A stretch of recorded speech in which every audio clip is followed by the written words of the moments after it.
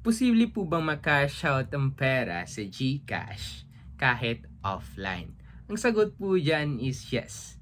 I have tried two ways para mag-cash out ang pera ko kung wala akong internet o data.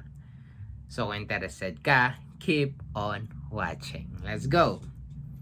So first way na alam ko and tested ko na rin paano mag-cash out ang pera sa GCash wallet is via GCash card. Yes po. If may GCash card po kayo and yung GCash card po ninyo is na-link na po ninyo sa GCash wallet ninyo and alam niyo yung MPIN, yes, pwede nyo mag-cash out ang pera sa GCash wallet kahit wala kayong signal. Maghanap lang kayo ng ATM near your area na may logo ng Mastercard if GCash Mastercard meron kayo. If Visa card naman, ito yung Visa logo. Hanapin nyo lang siya sa ATM machine. If yung ATM machine is may ganitong mga logo, posible kayong makapag-cash out. So, paano naman po if hindi ko po alam kung sa ATM machine yung mga logo-logo na ganyan? So, to be sure na lang, pwede kayo directly na lang po kayo sa 7-Eleven. May tutorial din ako po dyan paano i-cash out ang pera mo sa GCash via 7-Eleven using this GCash card. So, check my YouTube channel.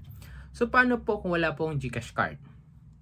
In that case, pwede po kayo sa second option na nasubukan ko, which is the GCash Pera Outlet. Yes po, pwede po kayo mag-cash out sa over-the-counter partner ni GCash tulad ng GCash Pera Outlet kahit offline kayo. Kailangan lang po natin mag-prepare ng valid IDs like national, driver's license, passport, senior card, at marami pang iba. Basta primary ID po siya. Then, kailangan nyo rin po mag-prepare ng regular load. Dapat may regular load yung SIM ninyo na may GCash. Kasi, if magtatansak po tayo sa GCash Pera Outlet, may part po doon na required tayong mag-reply sa text. Then, if, let's say, may valid ID na kayo, may regular load kayo, third way is dapat verified din yung GCash wallet ninyo. Kasi if hindi po siya verified, hindi po talaga kayo makakapag-cash out sa yung GCash wallet.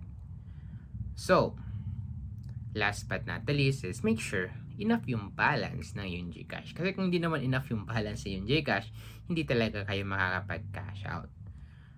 So, what if po walang GCash Pera Outlet near me and wala rin akong GCash card? In that case, you can message me directly at my FB page or YouTube or Instagram for more assistance regarding sa GPO.